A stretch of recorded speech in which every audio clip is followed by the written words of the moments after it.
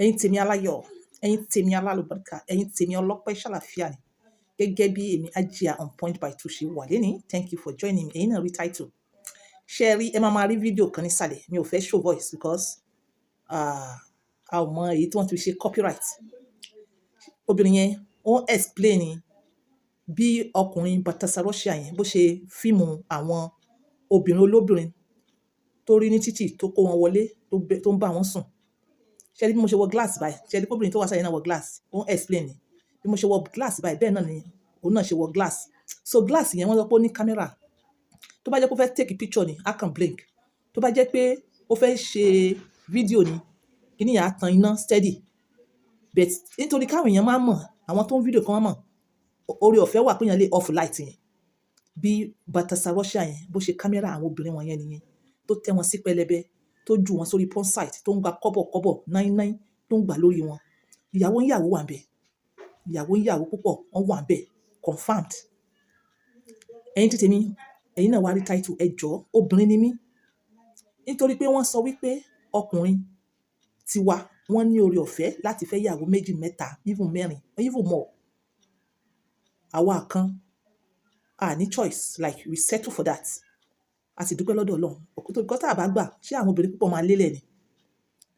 Òun ló dífá fún pé tí wọ́n bá sọ wípé wọ́n rí ọkọ mi pẹ̀lú arábìnrin kan ní hòtẹ́ẹ̀lì o.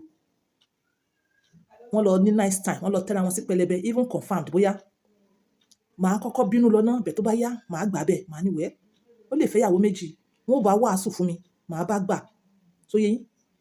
Àwọn obìnrin míì wọ́n lè gbàgbé ẹ̀. Life will still continue. Ó ń múná lẹ́yìn àyè obìnrin, but ìjọ múná bẹ́ẹ̀ jù bẹ́ẹ̀ lọ worse ní àyè ọkùnrin. Ǹjẹ́ báwo ni ọkùnrin ṣe máa ń feel tí wọ́n bá sọ pé wọ́n gbé ìyàwó rẹ̀ lọ sí hòtẹ́ẹ̀lì? Ǹjẹ́ báwo ni ọkùnrin ṣe máa ń feel? Mo wá fẹ́ fi kíní kan ṣe example bẹ́ẹ̀ ti wọ́ tó bá dàbí ẹni pé Hajia nǹkan tẹ́ fi ṣe example yẹn ó kéré. Nǹkan tó yẹ kẹ́ fi ṣe example ni ẹ jọ̀ọ́ ẹ bá mi ṣe example bẹ́ẹ̀ pé ó better kí wọ́n ṣe báyìí fún mi o as ọkùnrin ju kí wọ́n tẹ́yàwó mi sí pẹlẹbẹ kí ọkùnrin mi lọ dóyàwó mi lọ.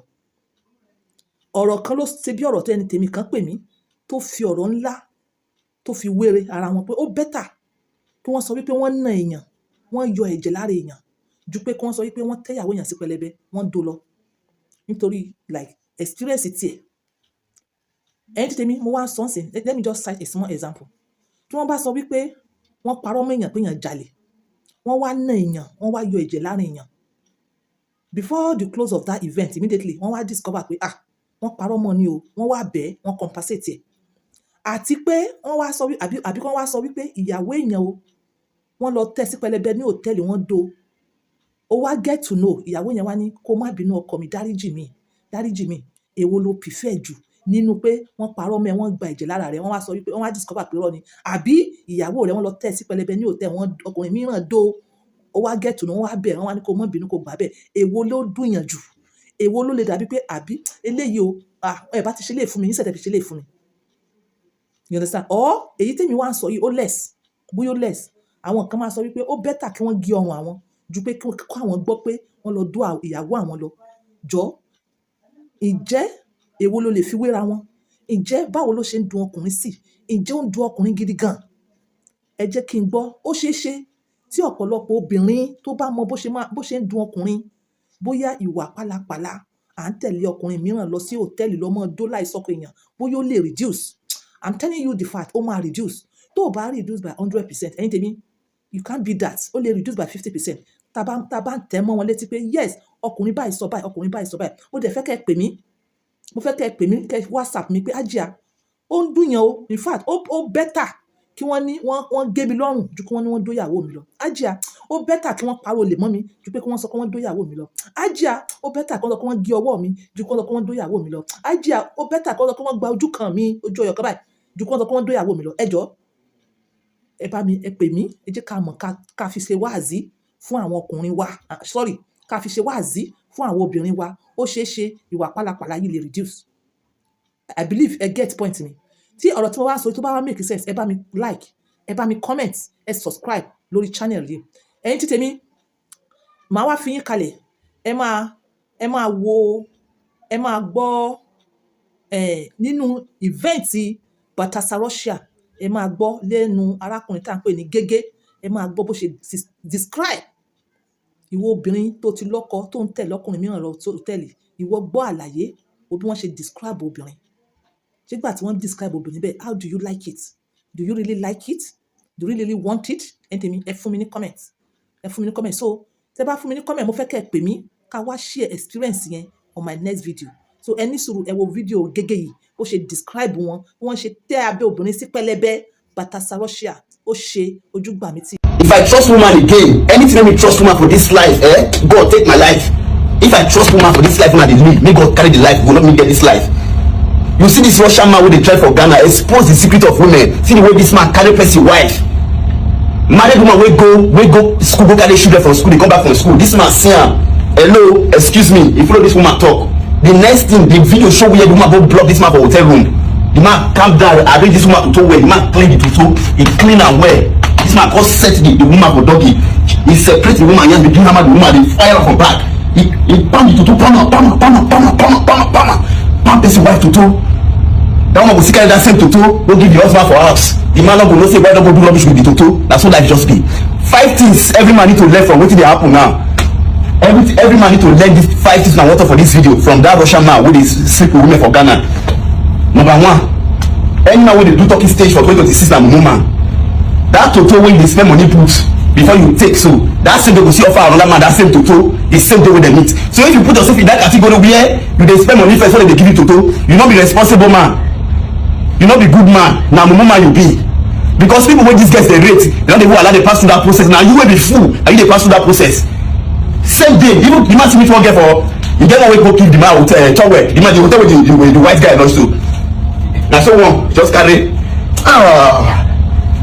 Normal girl when they work for hotel, go give this man hotel towel for the hotel room. As man don't open the door like this. Now you not talk anything to the girl self.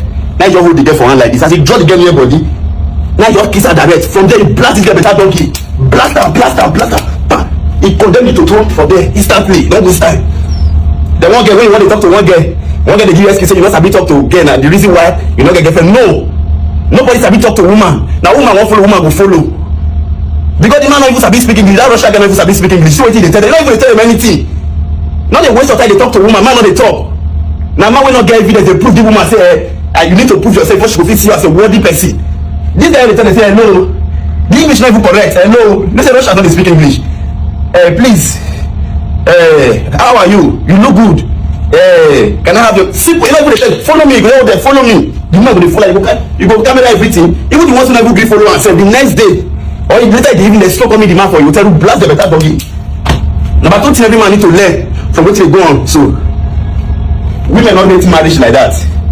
Women not rate marriage. You say when you man dey like this as a married man. If you still go outside, you see get what you like. Even as a married man, you will still follow the girl. Can go hotel, go blast better doggy. If your wife still come out, see man when she value pass you, when she rate pass you, she will still open the toe well. She will open the toe well. They will palm the toe. They will palm her from underground come.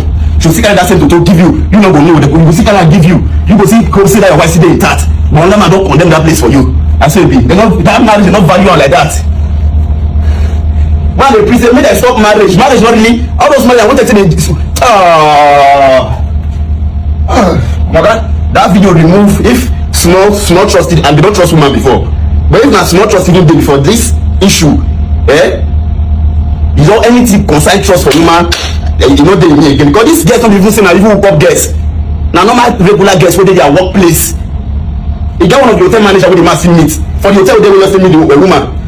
Hotel manager just go. Now woman. Just see not to anything. Follow me. You can go room. Follow me. From the follow me. So when you look, you don't use your hand. Take the rag like this. Before you look at as you roll and do it again. Before you look at now, wait. I think before you look at now from you. Let me come out from you. Nonsense. They condemn you to more than 100 something women. If you see what you do, mind they talk, say not they even give them money. So if they use your money, they prove love or they prove their words to any woman, you are a foolish man. And a woman you be. Your wife not be shit on you for the past how many years when I married, but the day she see the chance or the day she dare reason to shit on you, she not be even think her twice or for a second first. See that one when they carry children from school come. As the man you talk to her, hello, I'm from Russia. Finish. The next thing after the man drop her children for house, then she come back in the evening. The man blast a better doggy, bless your wife. Blast a better doggy. One person tell you say your wife dey different, you dey mumu yourself. The day when your wife go shit on you no go take her 2 seconds to even take herself. You no go even consider whether una don do one thing pass in the past, una don do how many years, you don do one thing, you no go even take am. As the man tell am say follow me, I be from Russia. We all turn am, as he turn am, we dey say as he twist her like this, see the front, see the breast for here, as the man twist her like this, as he feel go the back like this, and straight penny like this. So see your wife for here, they go blast the wife, see your wife, they go blast am, blast am, blast am, blast am, blast am. Go continue.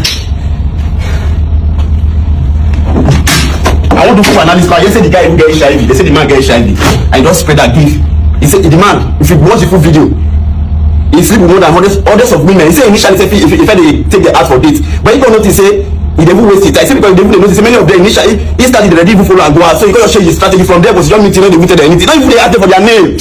Not even they compliment all these guys. They don't even need your compliment. Hello, I'm from Russia. Follow me. They'll follow and go out instantly. You won't get what they say. I like my mind to send you early morning messages, midnight messages. Then all those guys don't even need all those things. Once they see the man when they really rate, they don't even want the man to even pass through that stress. Now you woman, they stress. They stress you. Not they use your money. If you see they use your money, say they convince girl to follow you for 2026, you don't know yourself. That same girl when you prove the love they give you your money. If she see person what she like, that day she will carry the total, give the person for free. Person girlfriend never go visit you before. Many times people girlfriend don't go visit. Why if you say you want to go visit people? You know they carry, they go blast better doggy. Your wife is not special. Your girlfriend is not special. This is not the reason why they do this. The reason like this is not because this one ever go come join. Now come join tonight for feel say okay now normal come get to go carry. No, married women, people within the relationship. Even if you see two guys from the same place, two friends when they work out together, you see them go see for that far. Where are they go? Oh, I'm gonna follow me. The two of them go see full and go as go blast the two of them better doggy. Two friends when they go the same place, they go abandon them. Where they go follow this man go, this man go blast the better doggy. The one person they use they make it a pass through process. I want to, if you want make I drop the full analysis on this video, say Gege, drop the part 2 of this video, and I will drop it for you. One love, Gege. Something happened for that Russia guy video when I really observed. That man enter inside church. He meet usher with on uniform, a full uniform with on service. He can't follow the usher they talk. Now once pastor sight him, when the pastor sight him, pastor come notify her from altar. Now the man tell us, she's my friend. The usher not talk. From that church, when the church service is still going on, this man control the girl from that church. Go tell him, go wear a better doggy.